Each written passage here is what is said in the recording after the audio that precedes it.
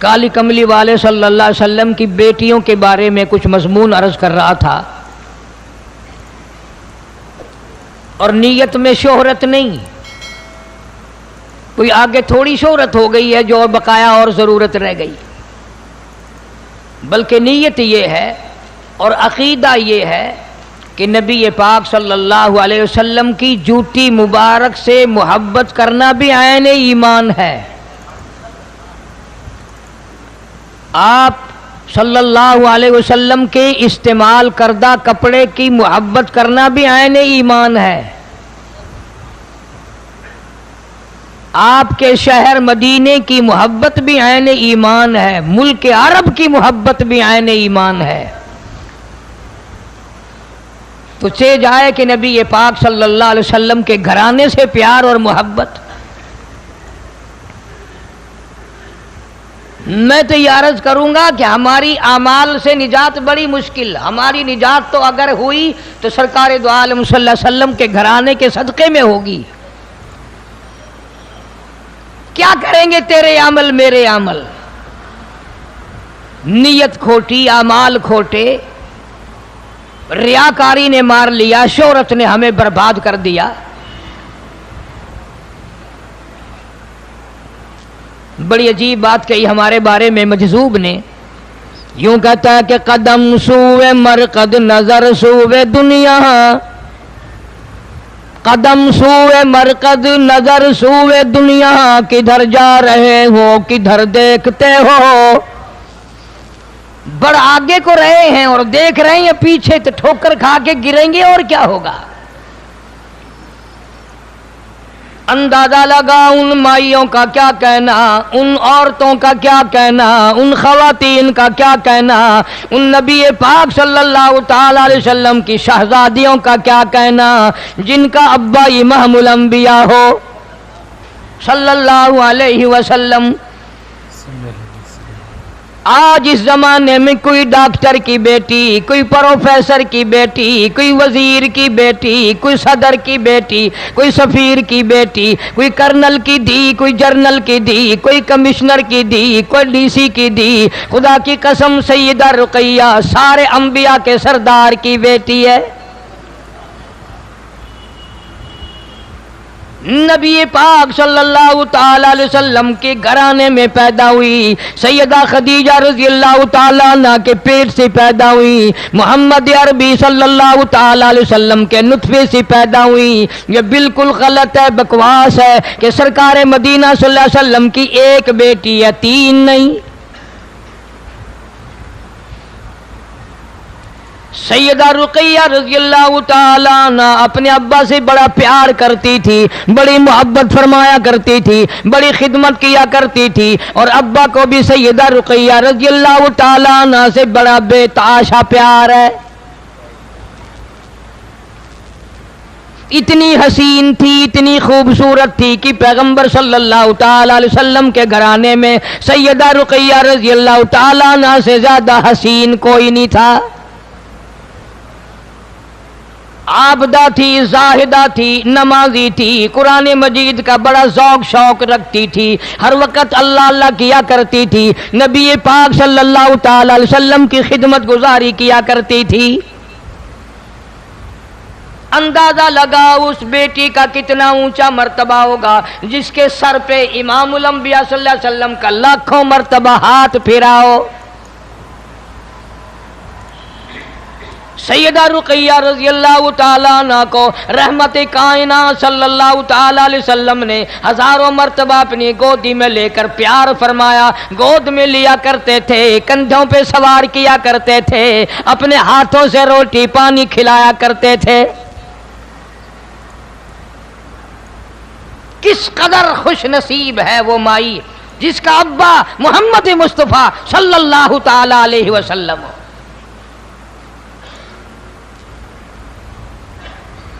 پھر ان دو بیٹیوں کی منگنی ہوئی ابو لہب کے بیٹوں سے۔ تاریخی واقعات ہیں، تھوڑا سا عرض کر دوں، جان کے عرض نہیں کرتے آپ لوگ، دین کی معلومات تو کرتے نہیں، اعتراض شروع کر دیتے ہیں۔ اچھا جی، نبی نے کافروں کو رشتے دے دیے تھے؟ اعتراض کے بغیر تم تو نہ نبی کو چھوڑو، نہ خدا کو چھوڑو، نہ باپ کو معاف کرو، نہ ماں کو معاف کرو. تمہارے پلے ہے کیا سوائے اعتراض کے، تنقید کے؟ یوں ہی تنقید کرتے کرتے مر جاؤ گے. جب قیامت میں اٹھو گے تمہارے پلے برائی کے سوا کچھ نہ ہوگا.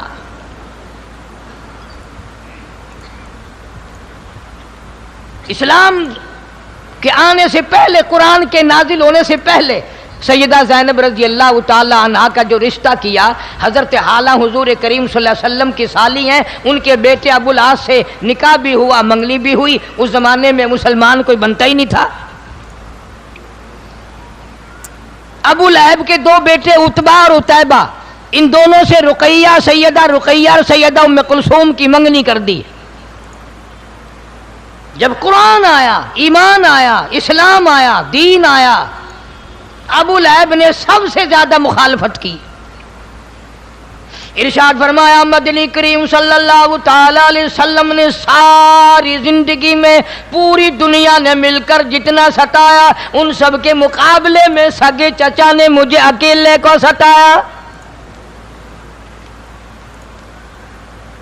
ہر وقت پتھروں کی جھولی بھر کے پیچھے پیچھے چلتا تھا. اندازہ لگاؤ، ایمان والے بیٹھے ہو، کلمہ پڑھنے والے بیٹھے ہو، اسلام اور ایمان یقین والے بیٹھے ہو، کتنا بڑا دکھ پہنچا ہوگا. حضور کریم صلی اللہ علیہ وسلم فرماتے ہیں سر کے بالوں سے لے کر پیروں کے ناخنوں تک جسم کا کوئی حصہ ایسا نہیں جہاں سگے چچے کے ہاتھ کا پتھر نہ لگاؤ.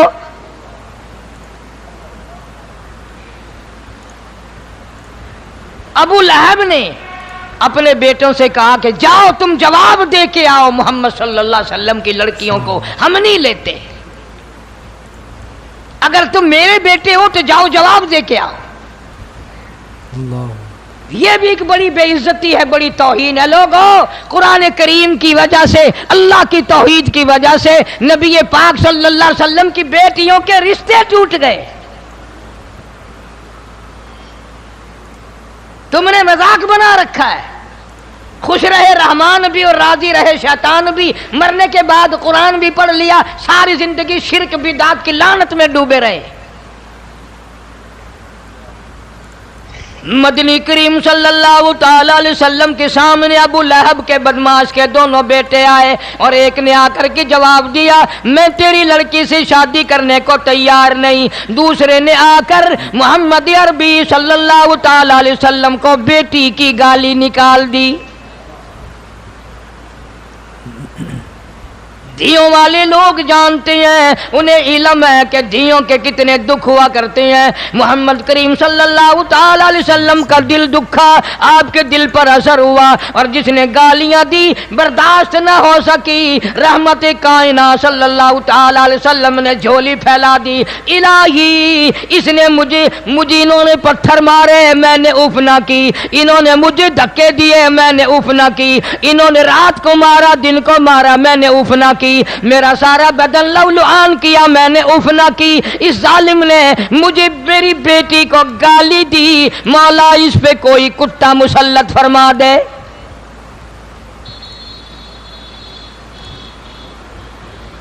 گیا اور جا کو کہنے لگا باپ کو، لو تو نے تو ہمیں تنگ کیا تھا، اب تکڑا ہو جا. اس نے کہا کیوں؟ کہنے لگا اس نبی نے بد دعا کر دی. اندازہ لگا ساری زندگی مارنے والا کافر ابو لہب تھر تھر کانپنے لگا، اب خیر نہیں. ملتان کے مسلمانوں کبھی تو اپنے گریبان میں جھانک کر دیکھو، کبھی تو اپنے پلے میں منہ چھپا کر دیکھو. اتنا بڑا عظیم کافر، دین کا دشمن، قرآن کا دشمن، اللہ کی توحید کا دشمن، نبی کا دشمن، نبی کے گھرانے کا دشمن، لیکن اس کو بھی اتنا یقین ہے نبی نے بد دعا نکال دی، میرا بچہ بچنا بڑا مشکل ہے. کبھی ہم نے بھی پرواہ کی؟ قرآن کی بد دعا سے بچنے کے لیے، نبی پاک صلی اللہ علیہ وسلم کی بد دعا سے بچنے کے لیے کبھی ہم نے بھی سوچا؟ ملک شام میں تجارت کے لیے ابو لہب جانے لگا، بیٹے کو ساتھ لے گیا. شام ہوئی، راستے میں ڈیرا لگایا، قیام کیا، سارے قافلے کو اکٹھا کر کے کہنے لگا ابو لہب تمہیں معلوم ہے میرے بیٹے کو اس نبی نے بد دعا دے رکھی ہے، ہم نے اس کی بیٹیوں کے رشتوں سے جواب دیا، یاد رکھو میرے بچے کو ایسی جگہ سواؤ رات کو جو کسی کو پتہ نہ چلے۔ چاروں طرف قافلے والے لوگ سو گئے، سامان کا ٹلا ٹبا سا بنا کر اس پر اوپر جا کر کے اس کو سلایا۔ اللہ پاک جل شانو نے جنگل کے شیر کو حکم دیا، اس کم وقت نے میرے محبوب کریم صلی اللہ تعالی علیہ وسلم کا دل دکھایا، اس نے میرے محبوب کریم صلی اللہ علیہ وسلم کی بیٹی کو گالی دی، اس کو چیر پھاڑنا تیرا کام ہے۔ شیر آیا، چاروں طرف لوگ سوئے ہوئے ہیں، شیر حیران کھڑا ہے، الہی یہ تو کتنے ہی سوئے پڑے ہیں، مجھے کیا معلوم ہے ان میں سے وہ کون سا ہے، کہیں ظلم نہ ہو جائے، کسی اور پہ میں حملہ نہ کر دوں، میرا نشانہ کوئی اور نہ بن جائے، قیامت میں مجھے عذاب بھگتنا پڑے گا۔ جنگل کا درندہ، جنگل کا شیر یہ سوچ سکتا ہے میرا نشانہ غلط نہ ہو جائے، میرا حملہ کسی اور پہ نہ ہو جائے، مجھ سے کسی اور کو دکھ نہ پہنچ جائے۔ تو کلمہ پڑھنے والا، سرکار مدینہ صلی اللہ علیہ وسلم کا امتی ہو کر کلمہ پڑھ کر تو نے کبھی نہیں سوچا میری قلم سے کسی پہ ظلم نہ ہو جائے، میرے مال سے کسی پہ ظلم نہ ہو جائے، میرے عہدے سے کسی پہ ظلم نہ ہو جائے، میری ممبری سے کسی پہ ظلم نہ ہو جائے، میری چیئرمینی سے کسی پہ ظلم نہ ہو جائے۔ تو نے کبھی نہیں سوچا تو شیر سے بھی بڑا درندہ بن گیا۔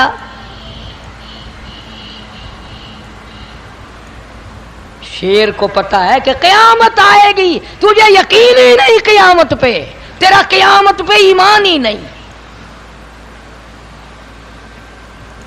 اللہ پاک جل شانو نے فرمایا چاروں طرف سونے والے لوگ بھی ہیں، وہ ایک علیحدہ جگہ سویا ہوا ہے، اور جنگل کے شیر جس کے منہ سے نبی پاک صلی اللہ تعالی علیہ وسلم کو گالی دینے کی بدبو آئے، اس کو چیرنا پھاڑنا تیرا کام ہے۔ پتہ چلا جو محمد عربی صلی اللہ علیہ وسلم کو گالیاں بکے گا اس کے منہ سے کوئی خاص بدبو آئے گی۔ شیر پھر بھی کھڑا ہے، الہی مجھے کیا معلوم کہ وہ کون سا ہے، کس کس کا منہ سونگوں۔ شیر ابھی منہ سونگتا پھر رہا تھا، لوگوں کے اوپر سے ہوا آئی اور ہوا نے بتا دیا دین نبی کا دشمن ادھر ہے۔ شیر نے چھلانگ لگا کر اوپر جا کے جو سونگا، واقعی نبی پاک صلی اللہ تعالی علیہ وسلم کو گالی دینے کی بدبو آئی۔ شیر نے اسے چیر مارا، پھاڑ کر پھینک دیا۔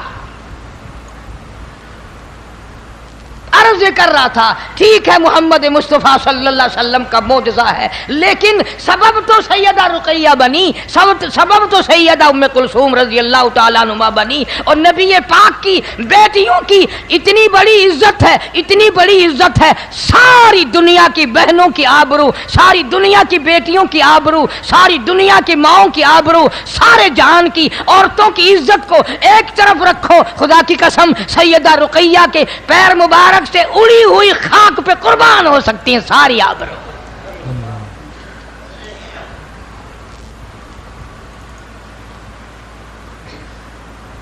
امام الانبیاء محبوب کبریا حضرت محمد مصطفیٰ صلی اللہ تعالی علیہ وسلم نے سیدہ رقیہ رضی اللہ تعالی عنہا کا نکاح حضرت عثمان رضی اللہ تعالی عنہ سے فرمایا۔ کون سمجھائے تمہیں وہ کون سی زبان استعمال کریں اور کب تک کریں؟ بڑے بڑے بزرگ اللہ والوں کی عمریں ختم ہو گئیں۔ آج کسی گورنر کے دروازے پہ کوئی اس کی لڑکی کی شادی کے لیے آ جائے، لوگ بڑے کہیں گے بڑا خوش نصیب ہے۔ کسی وزیر کی لڑکی سے شادی کرنے کے لیے آ جائے، لوگ کہیں گے بڑا خوش نصیب ہے۔ کسی بادشاہ کی شہزادی سے شادی کرنے کے لیے آ جائے، لوگ کہیں گے بڑا خوش نصیب ہے۔ خدا کی قسم عثمان وہ جوان ہے جو امام الانبیاء صلی اللہ تعالی علیہ وسلم کے دروازے پہ دلہا بن کر آیا۔ دروازہ محمد مصطفیٰ صلی اللہ علیہ وسلم کا ہے اور گھوٹ عثمان ہے. کیا بات، سبحان اللہ. سیدہ رقیہ رضی اللہ تعالیٰ عنہ کی آپ صلی اللہ علیہ وسلم نے اپنے رحمت والے ہاتھوں سے شادی کر کے دی. بے شک بے شک. اور پھر میں کیا عرض کروں، ہمارا تو عقیدہ اور ایمان ہے اور یقین ہے کہ دنیا میں 100 حصے اگر حسن کے بناؤ، 100 حصے اگر جمال خوبصورتی کے بناؤ تو ایک حصہ پوری کائنات کو ملا اور 99 حصے حسن کا حصہ محمد عربی صلی اللہ علیہ وسلم کو ملا. اللہ اکبر. حضور پاک صلی اللہ علیہ آپ کی وسلم. بیٹی کتنی حسین ہوگی، اور پھر اتنا بڑا حسین جس کو حسین کہے، اللہ. سونا جس کو سونا کہے، سونا جس کو سونا کہے. 99 حسن حصے حسن کا مالک جس کو سونا کہے، وہ کتنے سونے ہوں گے. بے شک. سیدہ رقیہ رضی اللہ تعالیٰ عنہ اور حضرت عثمان رضی اللہ تعالیٰ عنہ ایک جگہ پہ میاں بیوی تشریف فرما ہیں. سرکار تشریف لے آئے، دیکھ کے مسکرائے اور یوں فرمایا، میں نے ساری زندگی میں اتنا حسین جوڑا نہیں دیکھا. سبحان اللہ. تیری میری بات نہیں، کسی گورنر وزیر بادشاہ کی بات نہیں، یہ میں اس محبوب کائنات صلی اللہ علیہ وسلم کی بات کر رہا ہوں جس کے بارے میں میرا عقیدہ ہے، تیرا بھی ہوگا، کہ اگر سرکار پیدا نہ ہوتے یہ جہان ہی نہ بنتا. یہ جہان ہی نہ بنتا. فرمایا میں نے پوری زندگی میں اتنا خوبصورت جوڑا نہیں دیکھا. مکہ مکرمہ میں کافروں نے بڑی تنگی دی، بڑی پریشانی دی، اللہ اکبر. بڑی تنگی دی، بڑی پریشانی دی کافروں. شعب ابی طالب کے زمانے میں،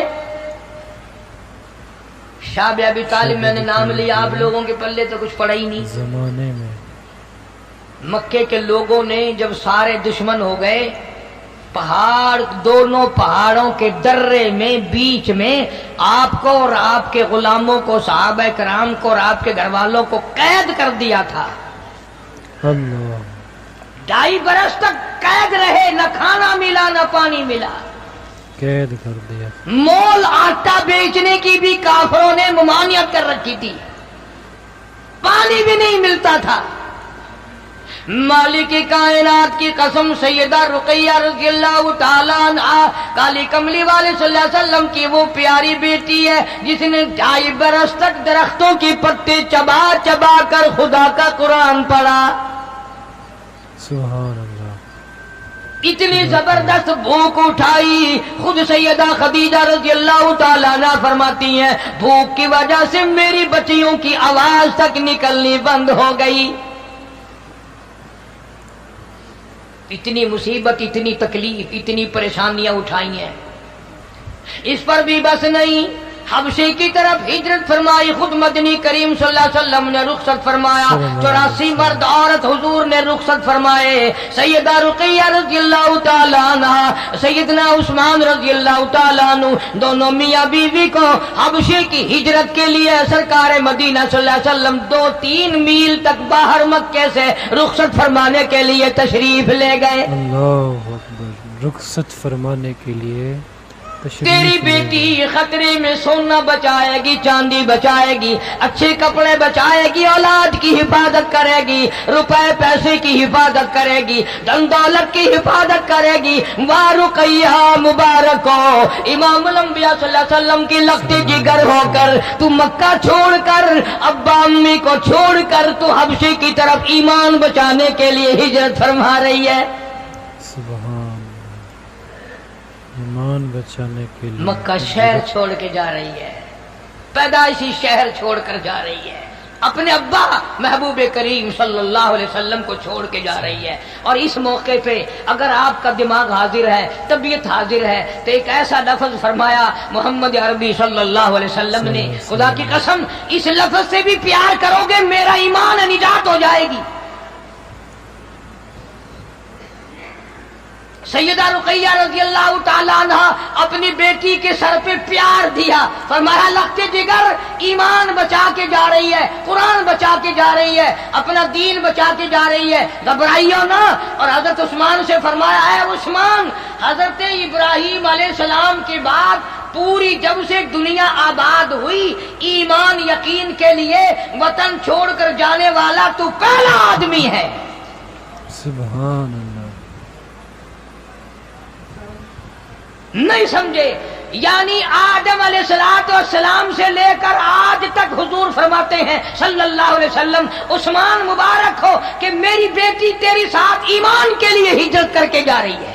سبحان اور اللہ۔ غور کرو، سیدہ زینب رضی اللہ تعالی عنہا نے بھی ہجرت فرمائی، مگر ایک سیدہ ام کلثوم رضی اللہ تعالی عنہا نے بھی ہجرت فرمائی، یہ بھی آپ کی بیٹی ہے، مگر ایک ہجرت۔ سیدہ فاطمۃ الزہرا رضی اللہ تعالی عنہا نے بھی ہجرت فرمائی، مگر ایک۔ بے شمار صحابہ کرام وہ ہیں جنہوں نے ایک ہجرت فرمائی۔ ایک کا مطلب سمجھ لو مکے سے مدینے گئے، اور سیدہ رقیہ نے دو ہجرت کی، مکے سے حبشہ گئی اور حبشے سے مدینے آئی، سبحان اللہ۔ ڈبل ہجرت فرمائی ہے سیدہ رقیہ رضی اللہ تعالی عنہا نے۔ پہلی ہجرت کے وقت میں رخصت فرمانے والے خود نبی پاک صلی اللہ علیہ وسلم کی ذات اقدس ہے۔ بے شک۔ اور جب یہ حضرات حبشے میں پہنچے، مکے والوں کو پتا چلا کہ وہ اتنے مرد اور اتنی عورتیں، اور ان میں ایک نبی کی بیٹی بھی اپنی جان بچا کر، ایمان بچا کر، دین بچا کر دوسرے ملک میں چلے گئے۔ انہوں نے مشورہ کیا مکے کے بڑے بڑے کافروں نے، اور مشورہ کر کے پھر ایک قافلہ تشکیل دیا، ایک قافلہ تیار ہوا کہ وہاں جاؤ اور ان سے واپس لاؤ، پکڑ کے ان کو ماریں گے، ان کی جان بچ گئی، ہمارے ہاتھوں سے نکل گئے۔ تمہیں کیا معلوم ہے اس وقت میں ایمان یقین کے لیے کلمہ پڑھنے کے بعد کتنی سزا ملتی تھی؟ جا سیدہ زنیرہ رضی اللہ تعالیٰ عنہ سے پوچھ کیا کلمہ پڑھنے کی وجہ سے تجھ پہ کیا مصیبتیں آئیں؟ جا سیدہ سمیہ رضی اللہ تعالیٰ عنہ سے پوچھ کیا۔ مکے والوں نے سامنے کھڑی کر کے حضور صلی اللہ علیہ وسلم کی آنکھوں کے سامنے چیر کر ٹکڑے کر دیے۔ اللہ اکبر۔ یہ سارا قافلہ، بڑا قافلہ بڑے بڑے کافروں کا حبشے پہنچا، تحفے لے کے۔ بادشاہ کو الگ تحفے دیے، اور یہ جو آگے کے چمچے کڑچھے ہوتے ہیں نا ان کو الگ دیے۔ جیسے ہمارے یہاں اگر وہ کچہری میں آواز لگانے والا جو ہوتا ہے، اگر اسے 5 روپے نہ دو تو وہ باہر آواز ہی نہیں لگاتا، یوں ہی باہر آ کے جیسے کسی کو دیکھنے آیا واپس مڑ جاتا ہے تاکہ غیر حاضری لگ جائے، مجھے 5 روپے کیوں نہیں دیے؟ تو چمچے کڑچھوں کا تو زیادہ خیال کرنا پڑتا ہے۔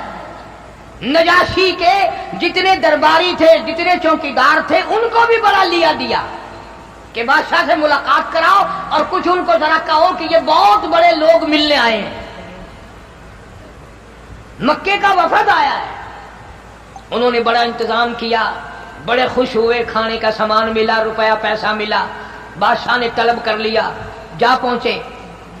مکے والے کہنے لگے تیرے ملک میں ہمارے ملک مکے سے کچھ بھگوڑے آئے ہیں، کچھ بے عزت لوگ آئے ہیں، غریب لوگ آئے ہیں، ہمارا مال کھا کر آئے ہیں، وہ تو تیرے یہاں تیری پناہ لے لیا، تیرے ملک میں موجود ہے، ہم بڑے بڑے سرداروں نے بھیجا ہے، مکے والوں نے ہمیں بھیجا ہے، ہم یہ سب کے قلم دستخط لے کے آئے ہیں، تو پھر تعریف لے کر آئے ہیں۔ وہ جتنا مکے والا قافلہ پہلے آیا جن کو مسلمان کہتے ہیں، ہمارے حوالے کرو، ہمارے حوالے، ہم واپس لے کے جائیں گے، ماریں گے ان کو، چمڑے ادھیڑیں گے ان کے، انگاروں پہ لٹائیں گے، بڑی بڑی سزائیں دیں گے، جان بچا کر آ گئے۔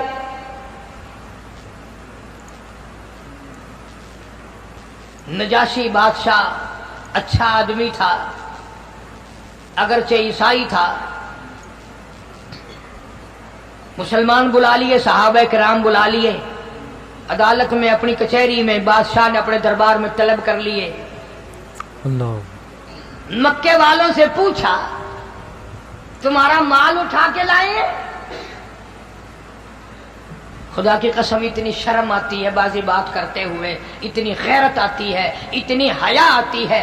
تھے تو دشمن اسلام کے، تھے تو قرآن کے دشمن، نبی کے دشمن، صحابہ کے دشمن، اللہ والوں کے دشمن، مگر جھوٹ نہیں بولتے تھے،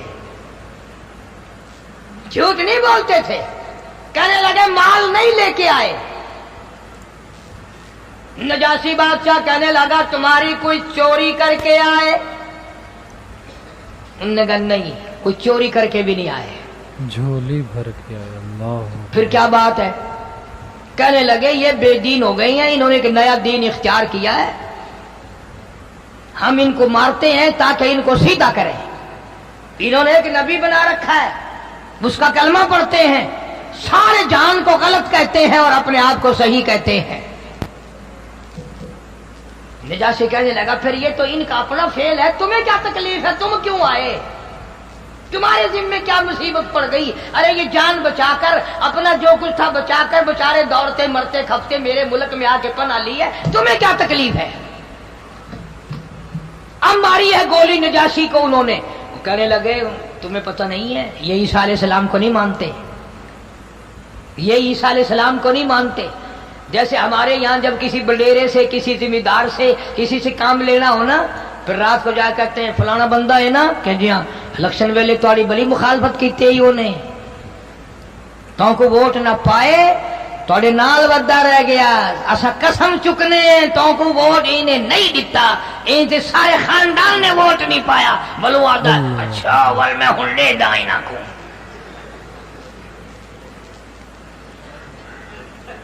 انہوں نے بھی عیسیٰ علیہ السلام کے بارے میں، چونکہ وہ عیسائی تھا، انہوں نے کہا یہ تیرے عیسیٰ علیہ السلام کو نہیں مانتے.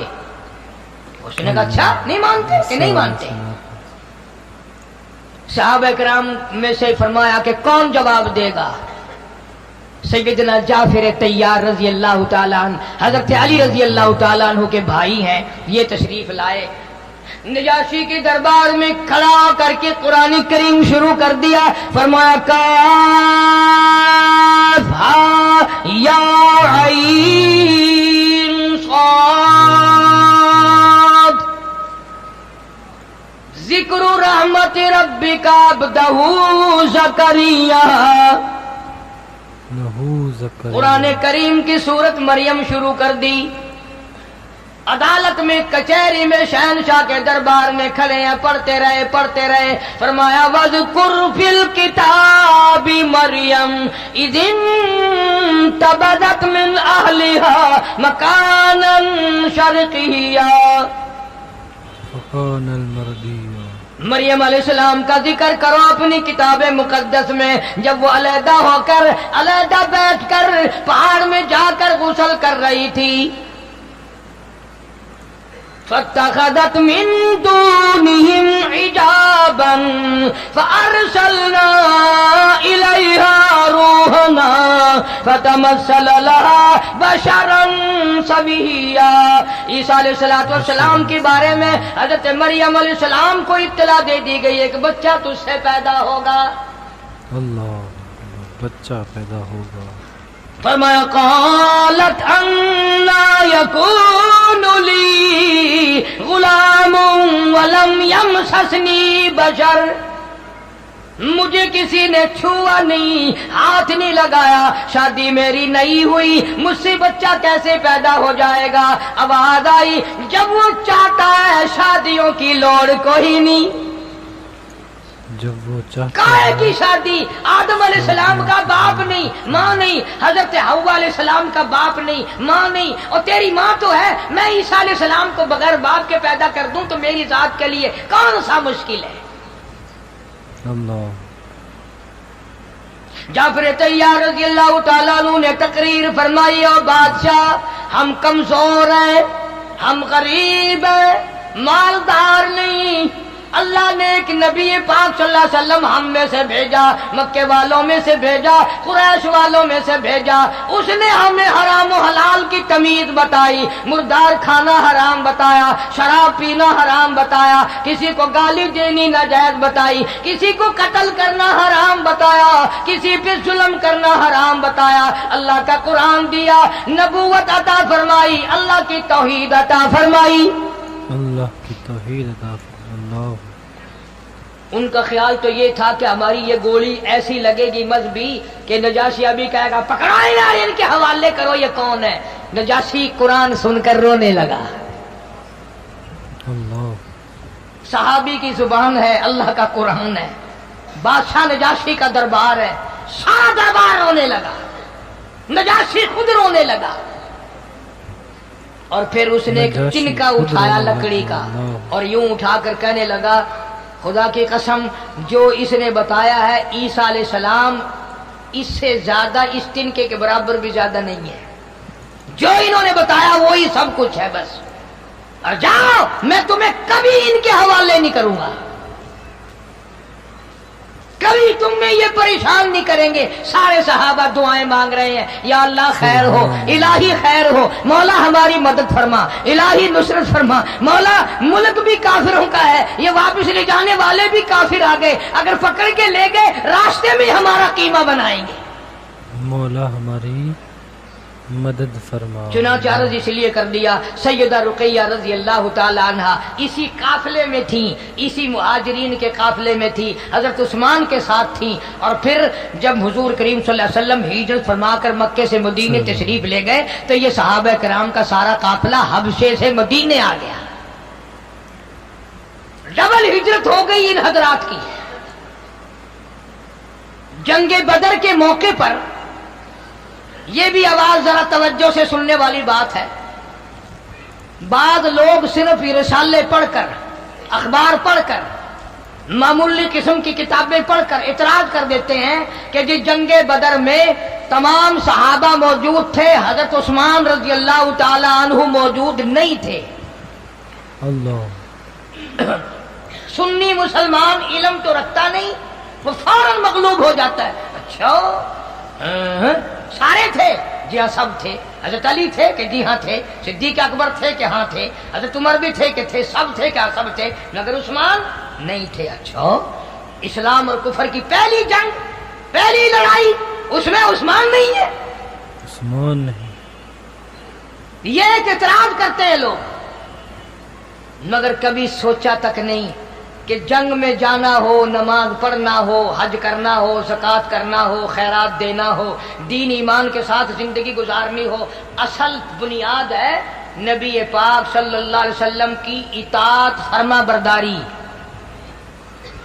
حضور کی غلامی، سارا دین ہے حضور کی غلامی، ایمان ہے۔ بے شک حضور کی جنگ بدر کے موقع پر مدینہ پاک میں سیدہ رقیہ رضی اللہ تعالی عنہا کو چیچک نکل آئی، سخت بیمار ہے،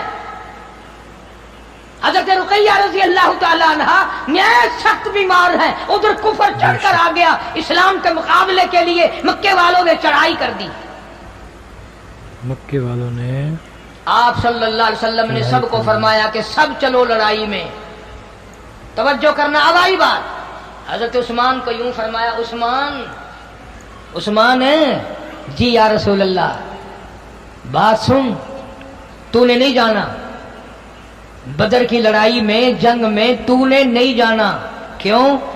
میری بچی سخت بیمار ہے، اس کی تیمارداری کرنا، اس کی خدمت کرنا، اس کو سنبھالنا تیری یہ ذمہ داری ہے، تیری یہ ذمہ داری۔ جب نبی پاک صلی اللہ علیہ وسلم نے اپنی بیٹی نقطِ جگر، نور نظر اور جگر کے ٹکڑے کی تیمارداری ذمہ لگائی، عثمان کیسے چلا جائے؟ عثمان کیسے چلا جائے؟ اور اس کا ایک اور ثبوت میں آپ کو بتاؤں گا، جب بدر فتح ہو گیا واپس آئے تو سیدہ رقیہ رضی اللہ تعالی عنہا کی قبر پہ مٹی ڈالی جا رہی تھی، یعنی اتنی بیمار تھی جیسے آپ کو اور ہمیں بعض مرتبہ بعض مریض سے نا امیدی ہو جاتی ہے، ڈاکٹر کو بلاتے ہیں پر گھر والے کہتے ہیں چلو اتمام حجت ہے، بچتا نہیں ہے، تو نبی پاک صلی اللہ علیہ وسلم سے بڑا ڈاکٹر اس کائنات میں کون آئے گا؟ کون آئے گا؟ آپ کو یہ اندازہ ہو گیا تھا کہ میری بچی بچے گی نہیں، سخت بیمار ہے، بڑی تکلیف ہے، اس لیے عثمان غنی رضی اللہ تعالیٰ عنہ کو چھوڑا کہ یہ آخری وقت میں ممکن ہے دفن کفن بھی پیچھے ہی ہو جائے، بیماری بھی ہے، تکلیف بھی زیادہ ہے۔ جب حضور کریم صلی اللہ علیہ وسلم مدینہ پاک میں تشریف لائے اور آپ نے دیکھا مسجد نبوی میں کوئی نہیں، پوچھا کہاں گئے؟ بتایا گیا سارے جنت البقیع میں ہیں، سیدہ رقیہ رخصت ہو گئی رضی اللہ تعالیٰ عنہ۔ اللہ اکبر، سیدہ رقیہ جو بیٹی اتنی حسین تھی، اتنی خوبصورت تھی، جس نے ایمان اور یقین کے لیے 2 مرتبہ ہجرت کی، درختوں کے پتے چبائے قرآن کے لیے، اللہ کی توحید کے لیے، بڑے بڑے دکھ اٹھائے، وہ بچی فوت ہو گئی، قبر میں اتاری جا رہی ہے، مٹی ڈالنے کی تیاری ہو رہی ہے، یہاں سے دوڑا ایک صحابی، ذرا ٹھہرو، محمد کریم صلی اللہ علیہ وسلم تشریف لے آئے، حضور تشریف لے آئے ہیں۔ حضور تشریف لائے۔ آپ صلی اللہ علیہ وسلم نے خود اپنے رحمت والے ہاتھوں سے قبر پہ مٹی ڈالی، صحابہ کہتے ہیں حضور نے رو دیا، فرمایا بیٹی رقیہ اسلام ایمان کے لیے بڑے دکھ اٹھائے، بڑی پریشانیاں اٹھائی ہیں میری بیٹی تو نے، اور آج تو اللہ کے یہاں جا رہی ہے، اللہ کے یہاں میں تجھے اپنے ہاتھوں سے رخصت کر رہا ہوں، مبارک ہو تجھے، تو نے اسلام ایمان کے لیے بڑے دکھ اٹھائے ہیں۔ اور پھر بدر میں چونکہ فتح ہوئی تھی، بدر میں مال غنیمت ملا تھا، اب غنیمت کا مال اس کو ملتا ہے جو جنگ میں جہاد میں شریک ہو۔ حضور اکرم سب کہہ دو صلی اللہ علیہ وسلم نے حضرت عثمان کو بدر کا مال غنیمت برابر کا حصہ دیا، مال غنیمت کا حصہ دیا، فرمایا میں تجھے تو میری بچی کی جو خدمت کر رہا تھا میں تجھے بدر میں شریک سمجھتا ہوں، میں تجھے بدر میں شریک مانتا ہوں، لہذا مال غنیمت تیرا بھی حصہ ہے۔ تو امام الانبیاء محبوب کبریا حضرت محمد مصطفیٰ صلی اللہ تعالی علیہ وسلم کی خاندان کے بارے میں قرآن کہتا ہے انما یرید اللہ، اللہ پاک نے ارادہ فرما لیا، انما یرید اللہ لِيُذْهِبَ عَنْكُمُ الرِّجْسَ أَهْلَ الْبَيْتِ، اللہ پاک نے فیصلہ کر دیا، اللہ پاک نے ارادہ فرما لیا محمد عربی صلی اللہ تعالی علیہ وسلم کے سارے گھرانے کو پاک کر دینے کا، ہر طرح کی پلیتی سے، دنیا کی گناہوں سے پاک، شرک کی پلیتی سے پاک، بدعتوں سے پاک، تمام گناہوں سے پاک۔ انما یرید اللہ لیذہب عنکم الرجس اہل البیت، فرمایا میرے محبوبی کریم صلی اللہ تعالی علیہ وسلم میں نے آپ کے سارے گھرانے کو، خاندان کو پاک کر دیا، اس میں سیدہ رقیہ بھی آ گئی، ام کلثوم بھی آ گئی، اس میں سیدہ زینب بھی آ گئی، سیدہ فاطمہ الزہرا رضی اللہ تعالیٰ عنہن اجمعین آ گئی، ساری ازواج مطہرات آ گئی، میرے آقا کا سارا گھرانہ آ گیا، فرمایا انما یرید اللہ لِيُذْهِبَ عَنْكُمُ الرِّجْسَ أَهْلَ الْبَيْتِ وَيُطَهِّرَكُمْ تَطْهِيرًا، میں نے پاک کر دیا۔ دنیا ان کے پیچھے کتنے الزام لگائے، بہتان لگائے، کتنی بکواس کرے، میں خدا جو پاک کر چکا ہوں قریب کوئی چیز آ سکتی نہیں۔ سبحان وَاذْكُرْنَ مَا يُتْلَى فِي بُيُوتِكُنَّ مِنْ آيَاتِ اللَّهِ وَالْحِكْمَةِ، میرے محبوب کریم صلی اللہ علیہ وسلم اس قرآن پاک میں تلاوت کرتے جاؤ، بتاتے جاؤ میری کتنی حکمتیں ہیں، میرے کتنے اسرار ہیں، میرے اس قرآن میں کتنے راز ہیں۔ ان اللہ کان لطیفا خبیرا، اللہ فرماتے ہیں جو لوگ منہ سے بات نکالیں گے وہ بھی میں سنتا ہوں، اور جو دلوں میں وسواس لائیں گے میں وہ بھی جانتا ہوں۔ وہ بھی جانتا. یعنی میرے نبی پاک صلی اللہ علیہ وسلم کے ازواج مطہرات، بنات، بیٹیاں، صحابہ کرام کے بارے میں خدا کہتا ہے ان اللہ کان لطیفا خبیرا، میں ساروں کی زبانوں سے واقف ہوں، ایک ایک لفظ سنتا ہوں، ایک ایک کے دلوں سے اٹھنے والے ارادوں کو جانتا ہوں کہ میرے نبی پاک صلی اللہ علیہ وسلم کے گھرانے پر ان کے کتنے اعتراضات ہیں، قیامت میں سب کے جواب بھی دوں گا، سب کو سزا بھی دوں گا. اللہ اکبر. جواب بھی دوں گا، سزا بھی دوں بڑا گا. عجیب گھرانہ ہے یہ. کیا مطلب؟ اندازہ تو لگاؤ اس در کے بارے میں تمہیں کیا بیان کر سکتا ہوں جہاں جبریل غلامی کرے. میں اس دروازے کے بارے میں تمہیں کیا کہہ سکتا ہوں جہاں ملائکہ قطار در قطار ہزاروں آ کر سلام کرتے ہیں. بے شک. مسلمانوں جن کے گھروں میں پورا قرآن اترا ہو ان بچیوں کا کیا کہنا، اس نبی پاک صلی اللہ علیہ وسلم کے گھر والیوں کا کیا کہنا جن کے گھر میں قرآن اترا ہو.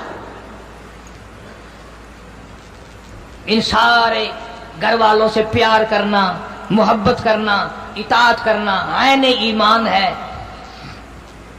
جو آدمی اپنی بیٹی، اپنی پوتی، اپنی نواسی، اپنے گھر کے کسی بچی کا نام اس نیت سے رکھے پیغمبر خدا صلی اللہ علیہ وسلم کی بیٹیوں کا پیار میں کہ میرے نبی کی بیٹی کا یہ نام ہے، خدا کی قسم اس پر بھی بہت بڑا اجر ملے گا. نام رکھنا تو کوئی عبادت نہیں، لیکن اس نیت سے عبادت ہو جائے گا. اسی طرح سے ازواج مطہرات رضی اللہ تعالیٰ عنہن اجمعین کا اتنا اونچا مقام ہے، اتنا، اور جن کے بسترے میں قرآن آیا ہو کیا کہنا ان کی شان کا. سبحان اللہ. جن کے گھر میں قرآن اترا ہو، سخاوت جن کے گھر کی ہو، اور شہادت جن کے گھر کی ہو، عدالت جن کے گھر کی ہو، نبوت جن کے گھر میں، انہیں اور کیا چاہیے. فاقے انہوں نے کاٹے، بھوک انہوں نے دیکھی. بدقسمتی سے آج نبی پاک صلی اللہ علیہ وسلم کے گھرانے سے ہمیں محبت نہیں رہی، ہمیں پیار نہیں رہا. فلمی کنجریوں کے نام ہم اپنی بچیوں کے رکھتے ہیں. ناچنے والی، ڈانس کرنے والی، گیت گانے والی کنجریوں کے نام ہم اپنی بچیوں کے رکھتے ہیں. ہمیں ان سے پیار ہے، نبی پاک صلی اللہ علیہ وسلم کی بیٹیوں سے پیار نہیں، ازواج مطہرات سے محبت نہیں. اس گھر سے تعلق ہو تو ایسا ہو ہی نہیں سکتا. بے شک ایسا ہو ہی نہیں سکتا. تقوی میں نرالی تھی سیدہ رقیہ. یوں آتا ہے کتابوں میں کہ ہر وقت تقریباً نماز پڑھتی تھی، بڑی خاموش طبیعت کی تھی، اور نبی پاک صلی اللہ علیہ وسلم جب سیدہ رقیہ کو دیکھتے فوراً مسکرا دیا کرتے تھے، فوراً مسکراتے تھے سیدہ رقیہ رضی اللہ تعالیٰ عنہا کو دیکھ کر. اور جس کی قبر کے پہ مٹی ڈالتے ڈالتے خود نبی پاک صلی اللہ علیہ وسلم نے رو دیا. کتنا دکھ پہنچا ہوگا، کتنی تکلیف پہنچی ہوگی.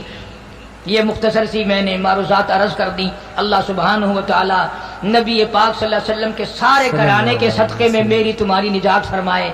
اللہ پاک ہم سب کی اولاد کو علم دین عطا فرمائے، اور نبی پاک کے شہر سے، ملک سے، دین سے، ایمان سے، خاندان سے، ہر چیز سے محبت ہو، ہر چیز سے پیار ہو، ہر چیز ہمارے دلوں میں محبت کے طور پر جاگزی ہو. وآخر دعوانا ان الحمدللہ رب العالمین.